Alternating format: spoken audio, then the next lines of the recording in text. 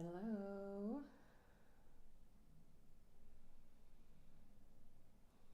Good morning, good afternoon, good evening.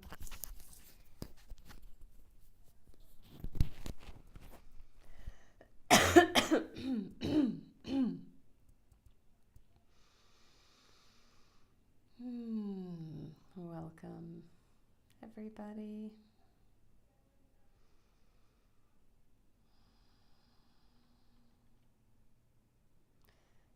As we begin to gather here together, let's just take some collective breaths together,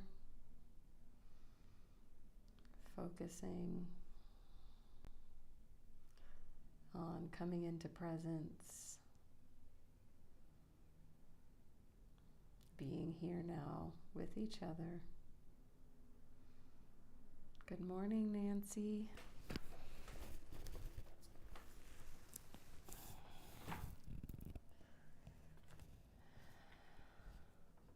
Good to be back here again.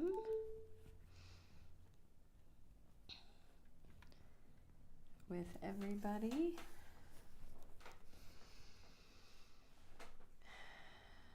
I know Nancy was here yesterday.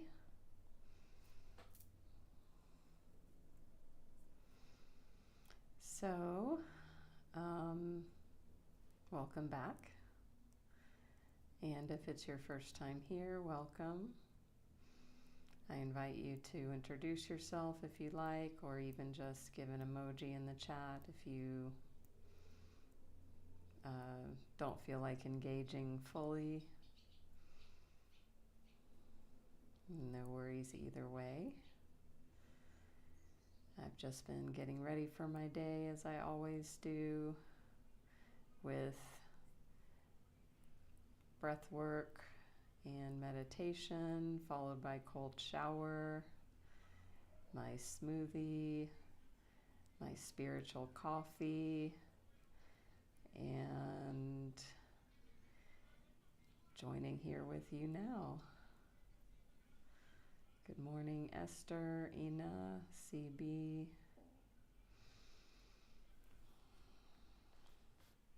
So we are going to be doing our Michael Singer live stream series that I call Surrender Circle today. Good morning, Carolyn. Excuse me.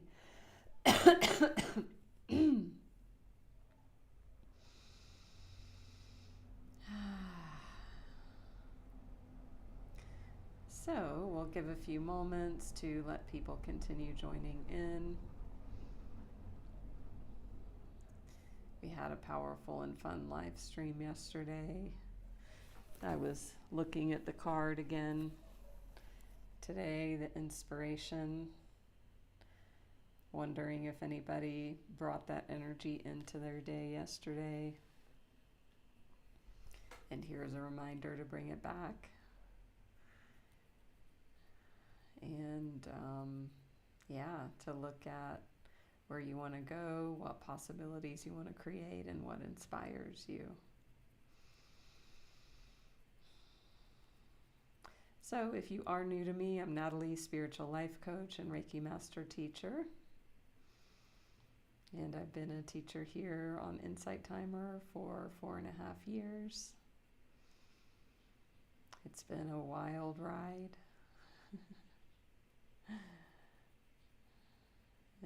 Being on planet Earth right now is a wild ride. Who else would agree?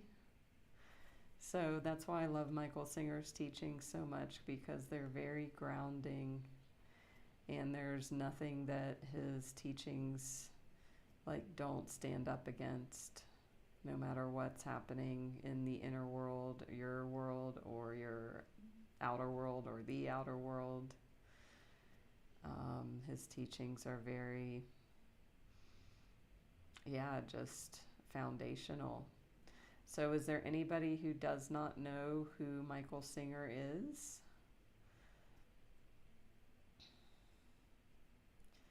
Going once, going twice.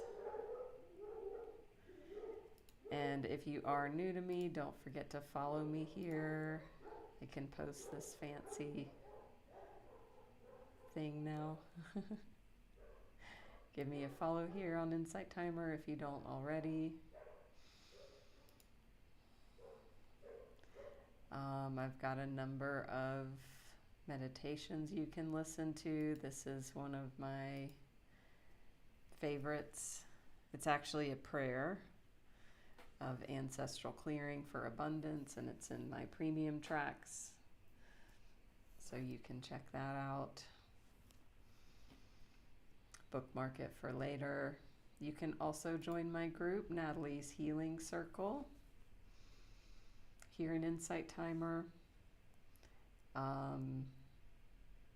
There's almost 700 members that have accumulated over the years, and it's a place to ask questions, to communicate outside of this live stream. I will post announcements, updates when I do giveaways, as I do sometimes. I'll post the winners in there. So you can go ahead and join that if you'd like.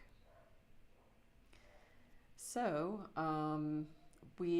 I will, if just in case there is somebody here who may not know who Michael Singer is.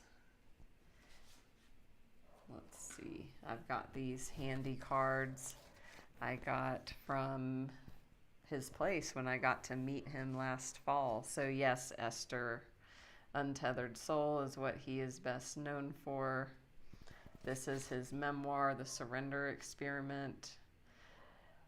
I would strongly encourage everybody to read this one as well. In his newest book, Living Untethered. This came out during COVID a few years ago. So he's the author of those books, and there's more to him than just that. And I've got my Michael Singer Untethered Soul card deck here, which I draw from most when I do my card readings in our weekend live streams. So I've already shuffled and drawn a card, and then another one wanted to pop out. So the format for today is I will share the quote cards from Michael Singer. And what we will do is I will play one of his talks from my phone. And so you will be invited to go into meditative listening, presence, and just take in his message. And then when I feel called, I will stop and discuss. And you are always welcome to ask questions. Or make comments at any time. So, anybody have any questions yet?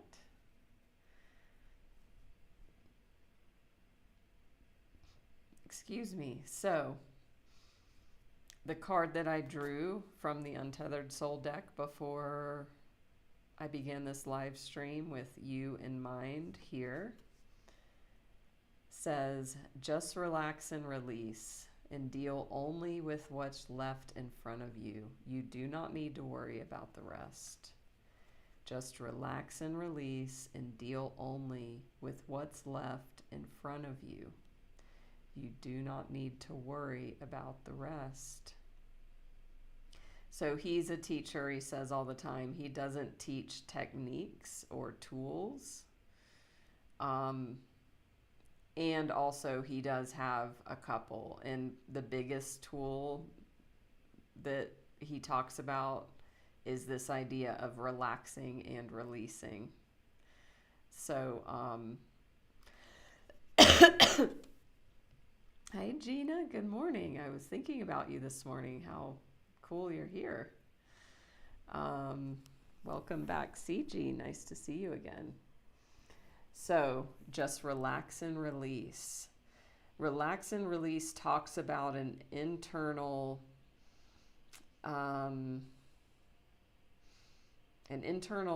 practice that you do inside of yourself. And we'll go ahead and listen to his talk. And I listened to this once already, and I'm sure he talks about relaxing and releasing. But it means like dealing with your internal state so you can come to peace inside. And then you deal with what's left in front of you. So whatever's happening in your present moment, you don't need to worry about the rest. So anything in the past, anything in the future, anything that's not directly in front of you for you to deal with, he says don't worry about that. Focus on your internal state. And then this card kind of wanted to come out as well. So it says, a wise person remains centered enough to let go every time the energy shifts into a defensive mode. The moment the energy moves, relax and release. Letting go means falling behind the energy instead of going into it. So, as I said many times yesterday, you can't make this shit up. And here it is again. I knew, like, I didn't even read this card. And then talking about what does relax and release mean, this card explains what relax and release means. So, a wise person remains centered enough to let go every time the energy shifts into a defensive mode. So letting go when your internal energy shifts into defense or contraction. The moment the energy moves, relax and release. Letting go means falling behind the energy instead of going into it. So as I said, it's an internal stance. It's an internal process that only you can do. So fall behind the energy instead of going into it. So if you're triggered and you feel that tightening inside or that constriction or contraction or resistance, that we might name anything like fear, anger, jealousy, whatever, but there's a feeling inside. So he says, relax, fall behind the energy instead of being sucked into it. So being the witness and the observer, and release. So Michael Singer will talk a lot more about that here in just a minute. We're going to dive into this talk. Hello, Bev. Welcome back. And the name of the talk is, let me pull it up, Allowing Life to Remove Your Blockages. Allowing life to remove your blockages. So if you want a link to what I'm going to play, send me a private message. Also, don't forget to follow me here on Insight Timer. You can give a donation too if you'd like. This is also being double live streamed right now on my YouTube channel. So if you would rather watch over there, or the replay will be over there, as all my replays are. I have playlists. I have a Michael Singer couple playlists there.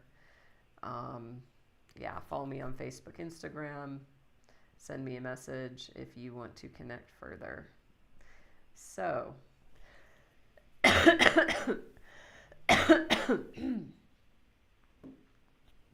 great. Thank you, Bev. How are you? So we're going to go ahead and listen to this talk. So I invite you to, as I said, come into a meditative space. Really allow these words to sink in and resonate deeply within you. I invite you to not be distracted with your listening. Of course, you can do as you choose, and if it's available to you, that's my invitation. And like I said, I'm just gonna start playing it. I'm just gonna stop it whenever I feel. And if anybody has questions or comments, please post them in the chat. And let me know if the volume is too high or too low on this talk. if you want to go somewheres, you have to have an understanding where you are and the direction you want to go in. Otherwise, you're just totally lost. And that's where human beings go awry. They don't even understand the beginning point. So they just flounder for their entire lives. Just thrash around in the water, trying to not drown, trying to be okay, trying to have a moment's happiness, trying to find something that brings them peace or joy or safety or something. In other words, they start from the position that I'm not okay. You have to understand that. That's the big folly of humanity. They start from the position I'm not okay, and what life is about is making me be okay. That's why I married you. You made me be okay. That's why I went on my vacation. You made me be okay. So I took this job. Made me be okay. Or at least the money from it will make me be okay. And you have this constant game of, I'm not okay, but I want to be okay. That's it. That is the definition of humanity. That's the human folly. Everyone tries to do it a different way. That's why there's so much competition. That's why there's so many arguments. That's why there's so much politics. That's why there's so much divorces. That's why there's so much conflict. Because they're not okay and they want to be okay, but they don't know how to do it. So they try this, they try that. So what happens if I try to be okay with you and I'm not okay? Well, then I have to have divorce and conflict and arguments and things. What happens if I try to be okay with my job because I like what they're paying me, but I don't like the task they gave me to do? There's constant conflict. Do you understand that? There is constant conflict. This is why. It's not because of what somebody said. It's not because of what somebody did. It's not because of some momentary or even long-term passing situation. And it's about the fact that you started from the place that I am not okay. And that is going to be the drive behind everything I do for my entire life. That's the foundation. I'm not okay. I need to try to be okay. Even people meditate, they go to yoga, they get to religion, everything. If I do this, I'll be okay. How many times have you thought, if I do this, I'll be okay? If only this happens, I'll be okay. If this doesn't happen, I'll be okay. That is what is going on inside of you all the time, right? And what happens is you put the focus on that, on what do I need to do to be okay? That's first. And second, how do I do it? What do I need to do? I call that your strategy. And how do I do it? That's your tactic. You're going to find out you've done that every moment of your life. That's all there is to it. That's what you're doing. No one will ever get anywhere doing that. They will temporarily do better. They temporarily do worse. And that's what happens. I've been through that. I don't need to discuss that again. It's like this promise that you've made yourself. This is what I think will make me happy. Then anything that goes in that direction makes you a little happy. You have hope. It looks like it's going to do it. It's only because you said, this is what will make me happy. It's a self-fulfilling prophecy. It's because you said, okay, I see what's going on, this, that. I think this will make me happy. And if it starts to happen, of course you start to feel happy. Somebody else said that would make them sad. Same exact thing. Maybe another time in your life you said that would make you sad, miserable. Then if it starts to happen, you get miserable. That's all that's happening here. It's a big mental game. It's ridiculous. But people don't see it. No one sees it. Very few people ever have seen it. And so you're taught to go out there and decide what you want and go get it. And then your life either is better or worse, depending on whether you're getting it or not getting it. And then you change what you want. It doesn't stay the same anyways. As you grow, as a beauty, God made it. Like you start with this little baby. Well, as a little baby, you don't want $1 million. Little baby, you don't want to go on a vacation. Little baby, there's something else you want. And then naturally you grow up and then you don't want that anymore. At first it's mommy, mommy, then it's mother, please, I'd rather do it myself. It's gonna change. God made it so interesting. The problem is that what doesn't change is I'm not okay. What do I need in order to be okay? And how do I get it? No matter what age you're at, if you're the terrible twos and you want the toy, what do I want? The toy. How do I get it? Throw a tantrum. You're doing it all the time. I want her to like me.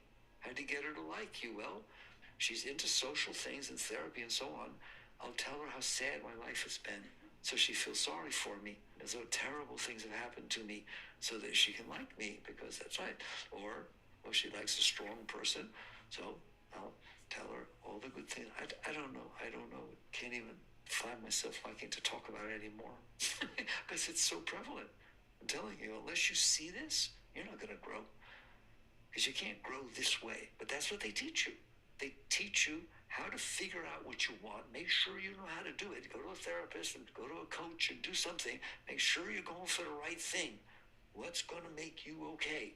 Then how to get it. How to change your looks. Have body sculpting. Change your eye color. Change your teeth. You just go through this thing. Change your structure. Go to finishing school. Become intelligent so you can talk at parties and sound. Seriously, that is what it is like here for humans. Learn another language so you can learn more other people. Maybe other cultures will make you happy. Your whole life you struggle. And you measure it based on, did you get enough to make you a little bit happy during your struggles, or is it just a struggle?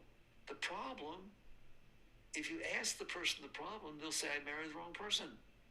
I should have had a child when I was younger. In other words, I didn't say what the thing that would make me happy. I didn't get it right, or I didn't get it. But the foundation's always the same. What's the foundation? I'm not okay. That's the starting place. I am not okay. How do I figure out how to be okay, and how do I make it happen? I don't want to belabor it, but do you see that's all that's happening? That's all that's happening everywhere. That's it. Rich people, poor people, every race, everything. That's what's going on. No one will ever get anywheres that way. Relatively, you can. Relatively, perhaps a rich person can be a little bit better off than a poor person. And not necessarily. A healthy person better off than a sick person. It changed you. You thought it was money. You thought it was a relationship. Then you got sick. If only I could get well. I don't care about money anymore. It doesn't do anything for me. The relationship doesn't do it for me. I have pain. I'm sick. Isn't that beautiful? That's how quick it can change. And this is called a wasted life. They don't see it that way. It is a completely wasted life. Well, what do you do about that? You live a different life, a totally different life. This is the only thing that the word paradigm shift should be used for. It's not a paradigm shift because you decided to get divorced and marry somebody else. It's not a paradigm shift because you decided, I've been into money, it's really ruining me, I don't care about money. It's not a paradigm shift. Paradigm shift is to come back to the root. What's the root? I'm not okay. That's the root. Okay. We'll pause there. Is there anybody who cannot identify with what he's saying? Does anybody feel called out? Welcome, Barbara, Deborah. So we're listening to a talk by Michael Singer, author of the book, The Untethered Soul. Does anybody dispute what he's saying? Or does it make sense and resonate? I made a reel out of a snippet of a talk of his that was talking about this. And the part that stood out about that was, he says, if it worked, if getting what you wanted worked, then you would stop wanting things.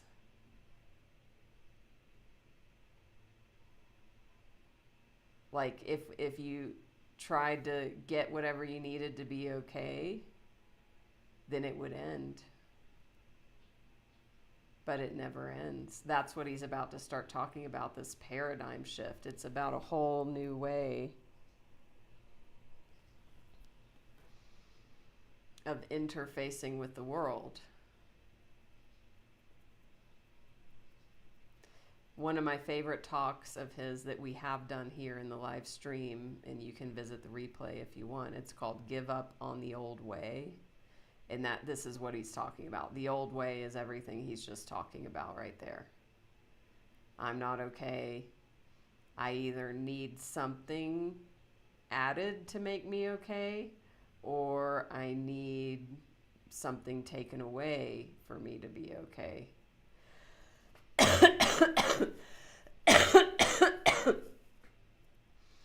Totally, J.E. Glad to see you. And he talked about that, you know, I need more money. Oh, got that. But now my relationship sucks, or now I'm sick, or whatever. So he's about to shift gears and talk about the paradigm shift as well. And this is something we can work with regardless of anything, period. And that's, again, what I said before we started, what I love about his teachings. They stand up under all conditions. So we'll continue. You got to let go of every place you went from that point. All of your mind was created off of that point.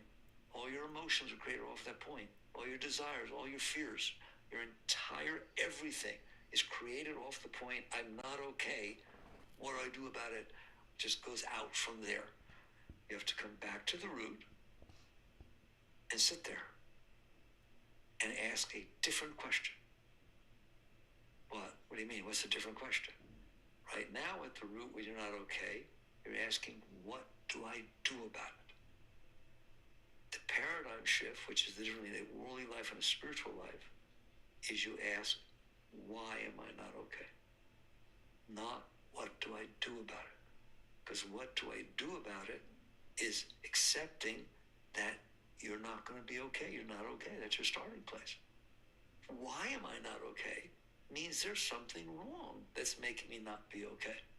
Not that's my natural state to not be okay. Now I need to put things on top of it.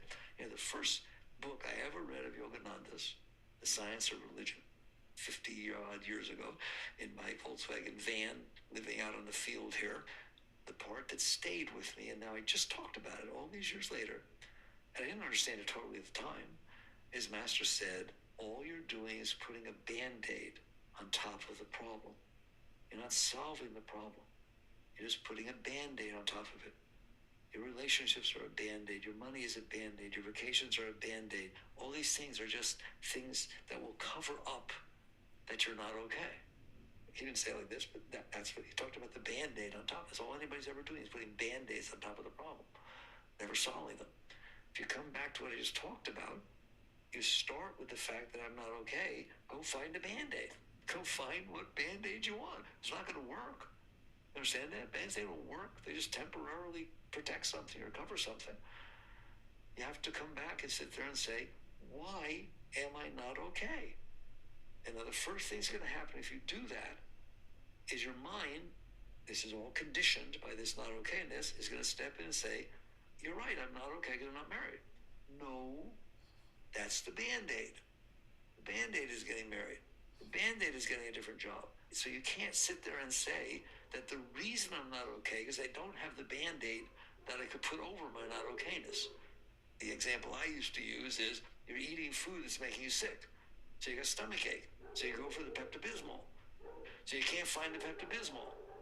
And so you're looking around, stomach ache, find the Pepto-Bismol. So a friend comes in, says, what's the matter? How can I help? You say, I can't find the Pepto-Bismol. That is not what's the matter.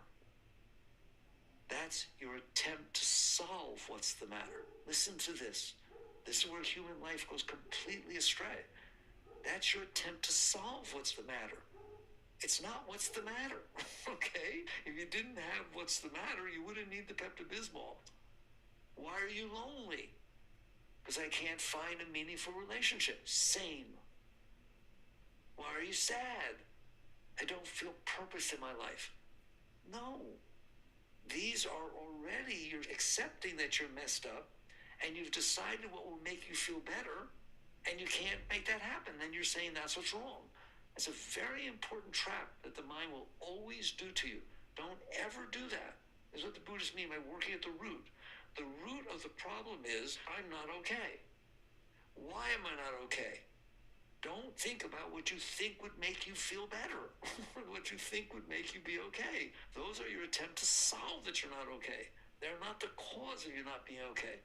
That's why desire is meaningless. That's why avoiding your fears is meaningless. The problem is not what do I need to avoid my fear. The problem is why are you afraid? The problem is not how do I get this thing that I need that will make me happy. The problem is why are you not happy? That's the difference. That's the whole fall from the garden. That's the whole outward movement. In the Gita, somewhere they say some scholars, the whole ego thing is like a downward tree. Its roots are above and it grew out. That's what it's telling you. The core is inside, but then it goes out to try to solve the problem. But that's not the problem. So once and for all, you understand nothing you ever do to solve your problem will solve your problem.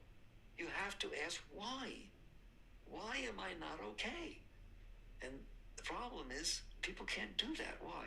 Because it's too painful. It's too painful to face the not okayness. They want to run away from the not okayness instantaneously. Running away from it means you're trying to find solutions to it, as opposed to facing it and trying to see its root. If there's a fire and there's smoke coming from the fire, but you can't see the fire because there's too much smoke, you want to get to the fire, you better handle the smoke. The moment you start to walk toward that fire, there's going to be more smoke. If you turn away, you'll never know what's causing the smoke. You'll spend your whole life trying to avoid the smoke. You'll never know what causes the smoke. That's exactly what this is. There is a core there where you're not okay. It's very uncomfortable and you're not okay. If you want to find out what that's about, you got to sit there. You got to be willing to go to that fire. You'll be willing to sit with the cause. Otherwise, you'll be busy avoiding the whole situation. That's why spirituality requires the strength of sitting in the discomfort. Because where's the discomfort coming from? Not how do I avoid it. I'm telling you, every single thing that human beings are doing is avoidance. I'm not okay. What makes me be better? I want to avoid not being okay. Do you want to avoid not being okay? Then that's what you're doing. You're avoiding not being okay. You're not finding out why you're not okay. Now let's come back to the core. Let's say you wake up and you realize Band-Aids don't work. Avoidance does not work. Spirituality, yoga, says, find out why you're not okay and deal with it. And so to do that, you have to be willing to stop playing the games. So basically, we come down to it. We don't put a Band-Aid on it. You don't even want to know what it is that you're putting the Band-Aid on. You don't want to put the Band-Aid on so fast you have to look at it. If you want to find out what's going on, you got it. God, it's so deep. That is not renunciation. You see how it could feel like that? It's not renunciation. It's the opposite. It's reality. It's facing. It's power. That you are going to go and you're going to see what's the problem. I'm not renouncing Band-Aids. How's that? I'm not renouncing Band-Aids. I'm looking at the cut. I'm looking at the reason I need a Band-Aid so I can deal with that. Don't call that renouncing Band-Aids. So I'm not renouncing the world. I'm not renouncing anything. I'm just not using it to avoid. And so I come back and I ask the question, why am I not okay? Why am I not okay? What you're going to see is that you're blocked. That's the right word. You're blocked. That's why you're not okay. That is the only reason you're not okay. And what does that mean? It means that you really are okay. You really are beyond okay. You really are the highest thing that ever walked the face of the earth. As I sit by the throne of my Father, so you sit by my throne. And even as I do these things, you do greater things. Even Christ said it. You are so happy, so filled with joy, that you put Ramakrishna to shame. And he couldn't even stand up. He was so drunk, naturally. His arms would go up in the air and tears would pour down his face. And he'd just beam with light. His hairs would stand on end. Whoa, that's the truth. That's the truth. How would you like to be around someone that was happening, all right? It happened to him all the time, all the time. It was so okay that it was incomprehensible. It was just overwhelming joy. That's how much joy and love and okayness is inside of you. The problem is you don't feel it. If it's there, why don't I feel it? Because you're blocked. That is the essence of all of understanding. That is what the whole spiritual path is. There's no other path. You are blocked. But then the only logical question becomes, why am I blocked and what do I do about it? That's the only question that is ever asked for the rest of your life. Now, how do I find God? Remember, your starting position, you are God, but you're blocked. Now, we talked about at the beginning. You have to know where you start from, you know where you're going. Okay, now I know where I start from. I'm God, I'm everything, Aham Brahmasmi, all right? But I'm blocked. So it's your path, get unblocked. There, that's it. If you're thinking anything else, spending any time with anything else, you are wasting your time. And you're not growing spiritually. You don't find God. You let go of the blockages that are keeping you from the realization that you are God. It's very different than finding it, isn't it? So the answer is very straightforward. Get rid of the blockages. That's why you're not happy. That's why you have misery. That's why you're suffering. That's why everything is. Because you have blocked the energy of the ecstasy of Satchitananda. So a yogi, yogini, never thinks about anything else. I am about removing the blockages. That's who I am. Not I'm this person's husband, or this person's wife, or this person's father, or this type of a career person, or this or that. I'm not old, I'm not young. I am the person that is releasing the blockages. That's who I am.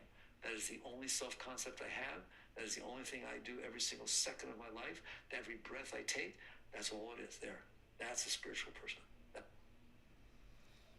Okay, let's pause there. Let's breathe. Welcome, Tatiana.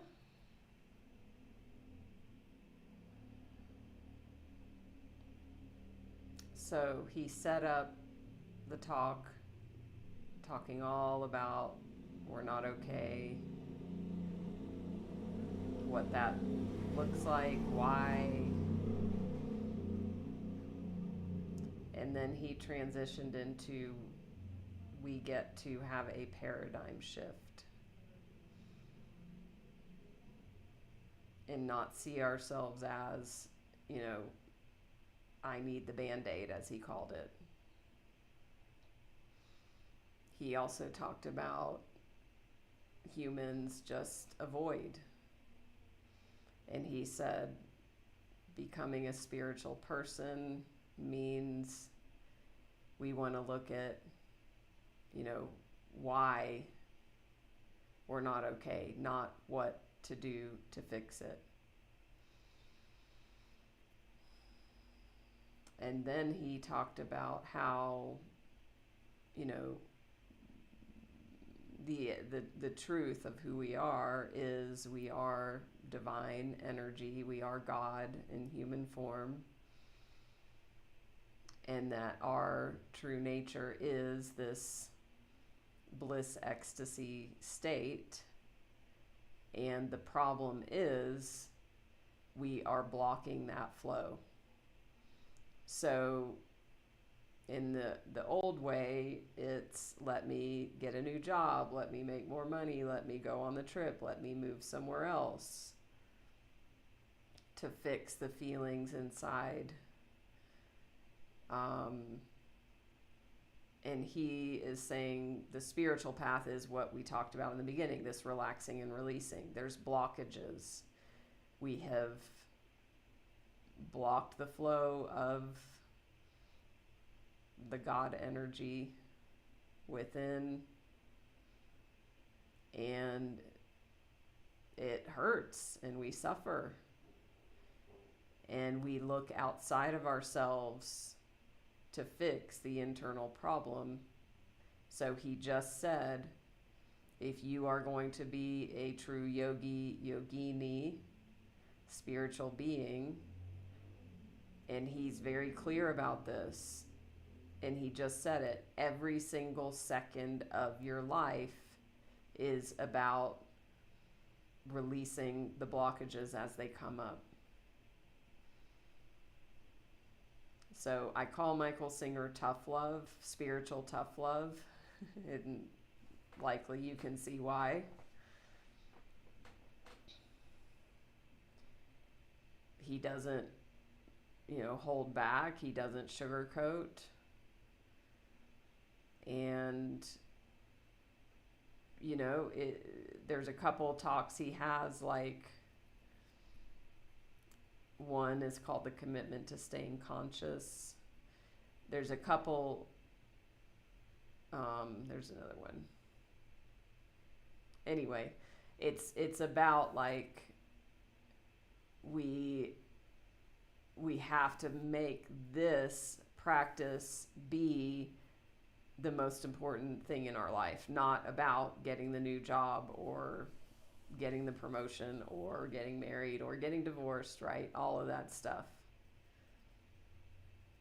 He says every waking moment we have to have that commitment to staying conscious, to doing this relaxing and releasing, this surrendering and letting go in every moment, working with our interior state. And I'm going to read this quote card again because it will make more sense now that we're hearing this. And it says, just relax and release and deal only with what's left in front of you. You don't need to worry about the rest.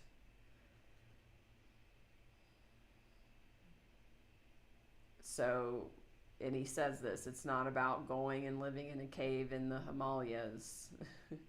It's not about renunciation, not about renouncing Band-Aids, what he just said, not about renouncing getting married or having kids. He says, no, you do all of that. It's just you have a different attitude about it.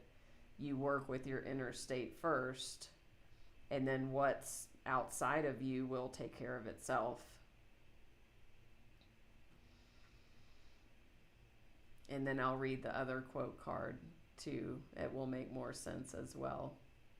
A wise person remains centered enough to let go every time the energy shifts into a defensive mode. That defensive mode is the blockage. The moment the energy moves, relax and release. Letting go means falling behind the energy instead of going into it.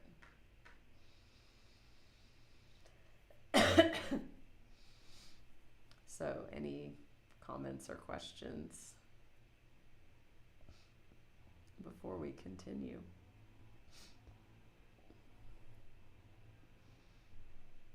Okay.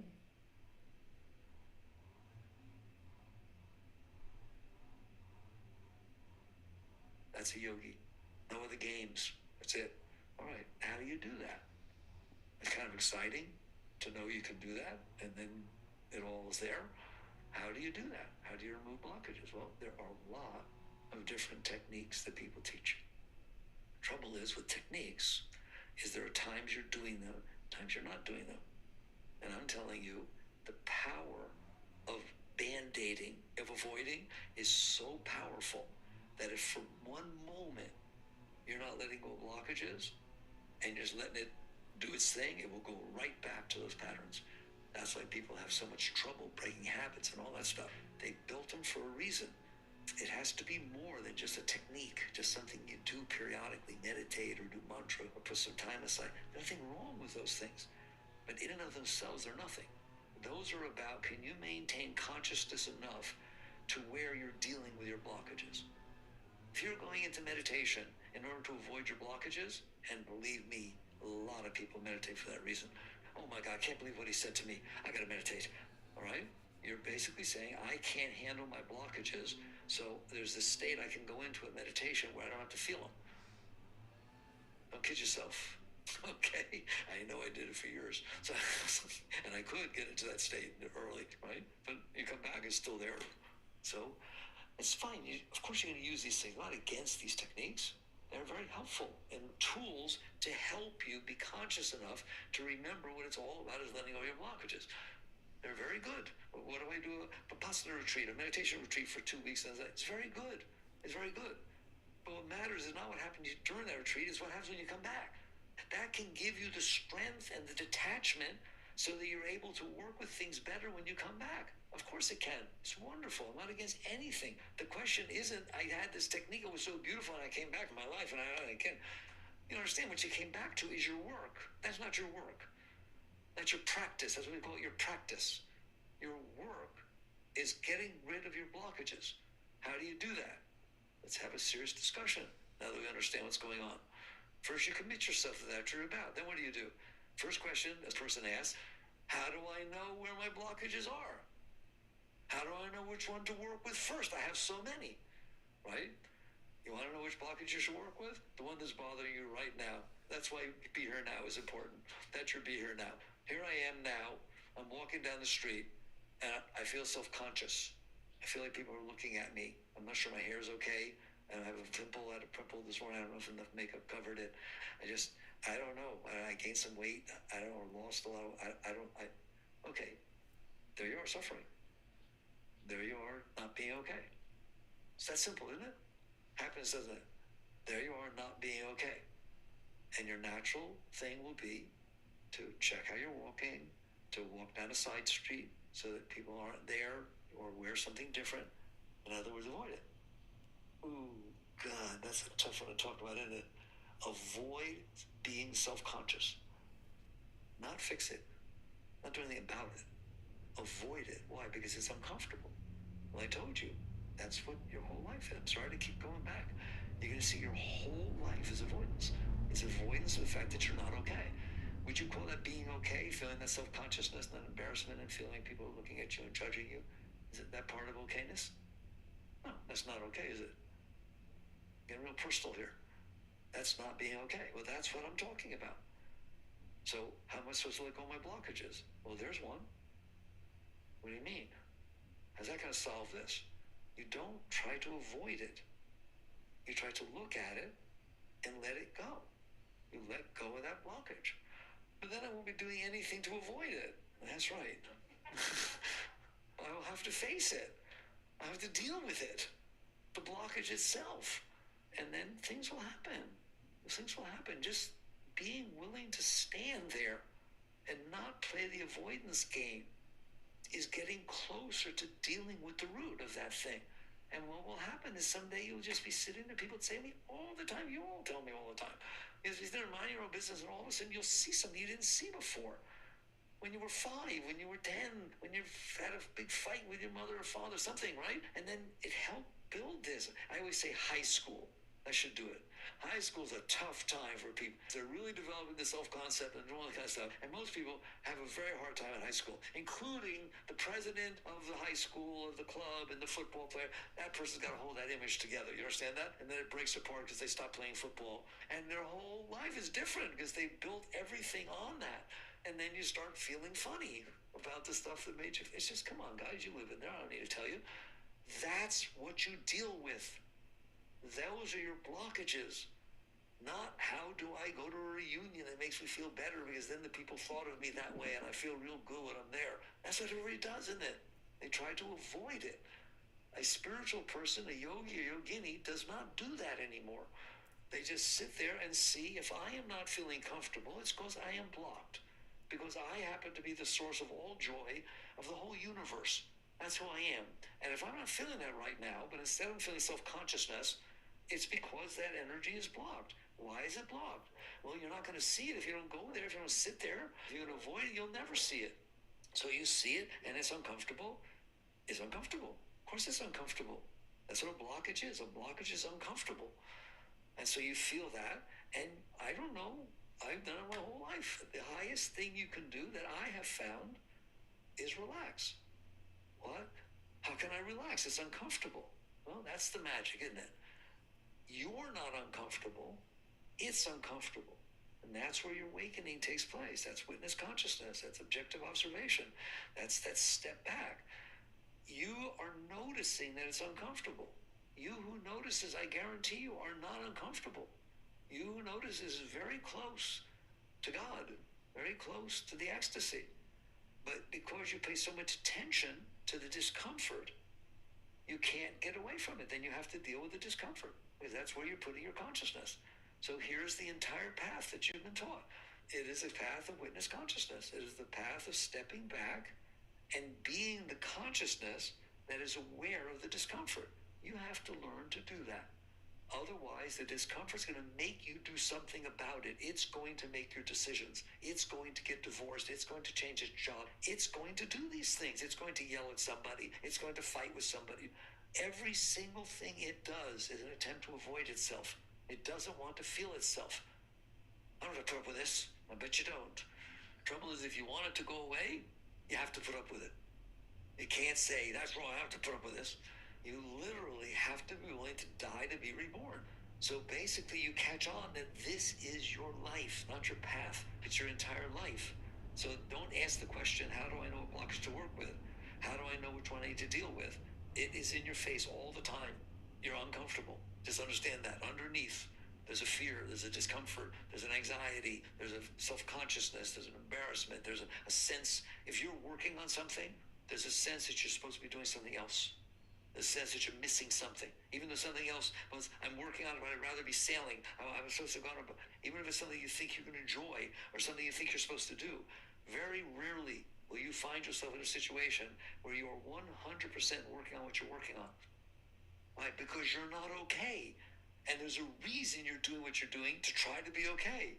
But if you're doing this to try to be okay, what about all the other things you're not doing that you need to do that might not make you be okay? Come on, got that anxiety? Good. I'm talking at the root here. This is where it all comes from. So what do? You need to let it go.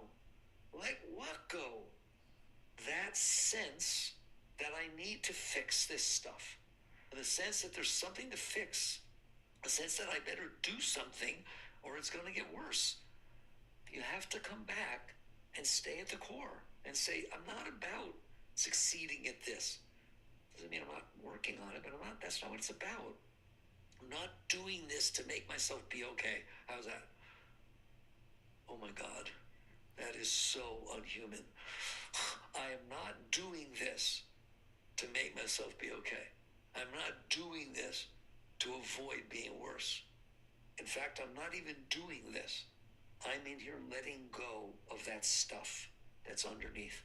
Okay? Now, while I'm letting go of that stuff, life is giving me things to do. There will be something in front of you saying, hello, here I am, knock, knock, hi. If you don't have stuff going, you will see that there is something at this millisecond that's in front of you that needs you to deal with it. Not for any reason, but that's not the most, it doesn't matter. You just do it. You do it. You do it because it's given to you. You do it because you're no longer doing and not doing based on avoidance. People worry about, I don't know what to do. No, it's because you have a reason for wanting to know what to do. And you can't figure out which one's more important, which one will get me what I want. When you have no reason anymore, there's no reason to do or not do. I'm already doing my thing. I'm letting go. I'm just, any blockage that comes, I'm letting go. I'm letting go of Mickey. Believe me, that's a full-time job. I have a full-time job. That's what I'm doing. I'm just letting go. That's my only job. That's my job. But while I'm doing that job, somebody asks me to write something, somebody calls the phone, she sends me emails, 1,000 emails a day. I'll deal with them. But that's not my job. My job is letting go of Mickey. It's letting go. And all of a sudden you realize that's what works. What works is letting go of yourself. Not using life to avoid yourself. You use life to help let go of yourself. It's a surgeon. You know how I used to see it? And Michelangelo was a pretty good sculptor, wasn't he? I am the block of marble before he touched it. Master is Michelangelo. He's chipping away. I ain't doing nothing. He's chipping away. He knows what to hit. He knows what to chip. I just got to be willing to get hit. You understand that? I got to be willing to feel that chisel. And eventually you start to see an arm and then something come out and you go, oh, that's me? Okay, you can do this. That's what happens. Okay, it doesn't really hurt. It's fine. You can do this. I like it. I like it. Every single hit. Life is that sculptor. It's the great sculptor. It is hitting you all the time. It's hitting just the right spots, at just the right time, in just the right way. because he's the master sculptor. Are you willing to let that be who you are? The one who's honoring, surrendering, accepting, appreciating, all the beautiful words, not resisting, period. And that's what you're doing. Now, during that time, things are going to be happening. The sculptor is hitting you. And that's what you're doing. I don't know what to tell you. That's what you're doing, is honoring, respecting, accepting, appreciating the process that is happening to you. You are not going to God. God is taking you to him. You wouldn't even know what to do next. If you stop everything I've taught you, look how little you are. It's like these tiny little thoughts about the little things that happen to you. If you want to know how little you are, think about what you didn't pay attention to, what didn't happen to you. And that's just on the planet Earth. And then I told you, the planet Earth is just one star to 300 billion of trillions of galaxies. Are you kidding me? That's God. How are you going to go to God? What God is going to do is melt you so that you merge back into your reality. So you're never doing anything. That's what a spiritual being, they're not doing anything. They're not on a path, they're not meditating, they're not doing anything. Doesn't mean these acts aren't taking place, but you're not doing anything. There's no you in there anymore who thinks they're doing anything. You're just surrendered. You're just allowing this beautiful process of blockage removal. That's what life is. It's a blockage removal process. You let this beautiful process of blockage removal take place, and as the blockages are removing, you get happier. Why? I already told you. They're the cause of you not being okay. If they're removed, then you are okay. As the blockages go, you will feel joy. You will feel love, because that's who you are. So your whole life, every second of it, everything you do or don't do, is for the purpose of letting go of the blockages. That's all you have to do. And they will go. And then you'll understand the work of the master. You'll start to see that there is a force. What force? Life. Baba used to say, Baba's all about gurus. You know that every word, everything you do. Baba said, I'm not the guru, life is your guru. You start to see what that means. Life knows where it needs to go. It just naturally raises your stuff up. The question is, what do you do about it? Do you fight? Do you argue? Do you avoid? Do you try to find comfort? Or do you every single time come and get it? Come and get it. Here it is. Krishna said, helter skelter, come with me. Just take it. All right. So we took a long journey in this talk. We started off with a very basic right understanding. Human beings are not okay. And that's where they start. I'm not okay. How do I be okay? Just look around you. Look at everybody. That's not what you do. You sit there and see, I'm not okay because I'm blocked. And the only way to really be okay is to get unblocked. And how do you get unblocked? Well, you have the entire power of the universe, of all the masters, of everything that ever was great that existed, saying, I'm here to help you. In fact, I'm here to do it. You don't have to do anything. Just don't resist. Don't resist. Jagrif. Okay. So everybody take a deep breath in.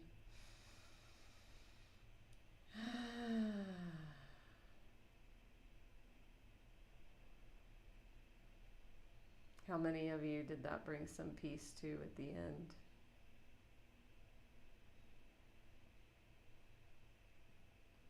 Life is your guru.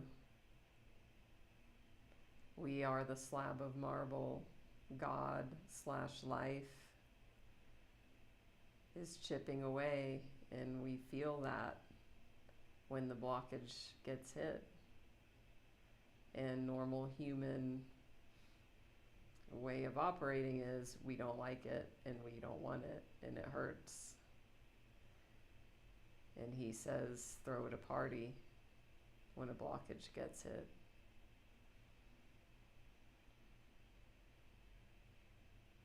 Life as your guru would require shifting from fear to faith about everything in your life. How many of you have stuff that you want to avoid, that you want different, that's not okay?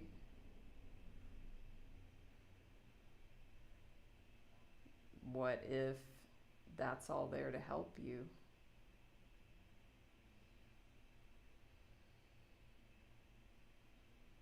To give you what you say you want. Peace, joy. Yeah, let go and let God, Barbara. So I'm going to read these quotes one more time, and they'll really land in a deeper way now that we've been listening to Michael for an hour. Just relax and release and deal only with what's left in front of you. You don't need to worry about the rest. And he directly talked about that. Of like, well, what do you do? What blockages do I let go of? He says you're getting hit by a blockage every minute. So just deal with what's in front of you. And the other one, a wise person remains centered enough to let go every time the energy shifts into a defensive mode. Every time. The moment the energy moves, relax and release. Letting go means falling behind the energy instead of going into it.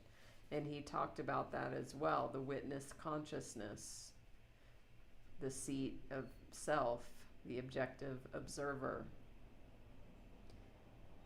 We get to cultivate that seat of awareness, to where that seat, we stay seated in that seat, and we don't get lost in thought, we don't get lost in the blockage, the trigger.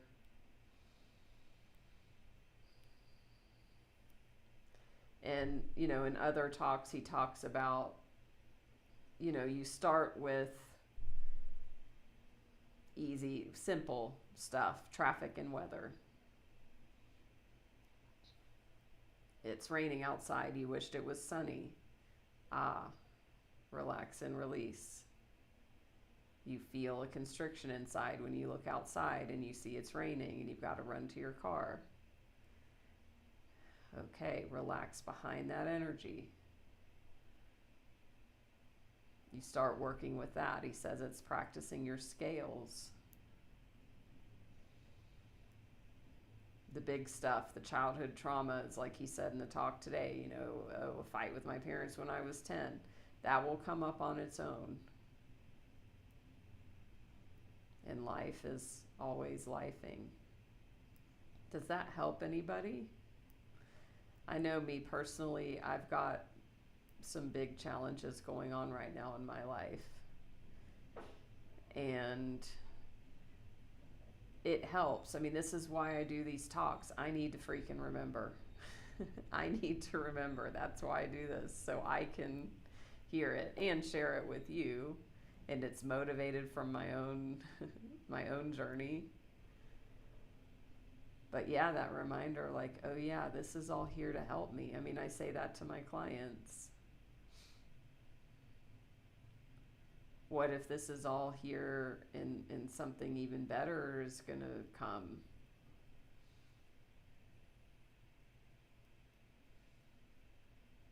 So if anybody wants a copy, like the link to this talk, send me a private message. Don't forget to follow me here on Insight Timer. You can give a donation. I'll pop that card up here on the screen if anybody cares to donate. This has been streamed on YouTube. Follow me there, and the replays are all over there, and also Facebook and Instagram. Stay tuned. I will be live again next weekend and possibly before. So, yeah, if you follow me, you'll be notified. You can join my group, Natalie's Healing Circle, here in the app. And, we just get to do this when, yes, every minute of every second of every minute, and the best we can in every moment. Hi, Bridget. Thank you, Nancy, for the donation. So just with what's in front of you. I mean, yesterday I was walking and I was in my stuff, as I am very human. But then the thing was, then I had a moment. Oh, Michael Singer. Oh yeah, relax and release. This right now. Okay. So it's about that. It's not just about all of a sudden you're relaxing and releasing everything every minute. It's a journey. Hi Monica, good to see you. Great. And yeah, if anybody wants to revisit the replays, you can find that on my YouTube channel. So thank you all so much. Stay tuned. I will see you live very soon. If you want one-on-one support around navigating all of this, reach out, send me a private message. I answer every message I receive. So much love, namaste, and see you soon.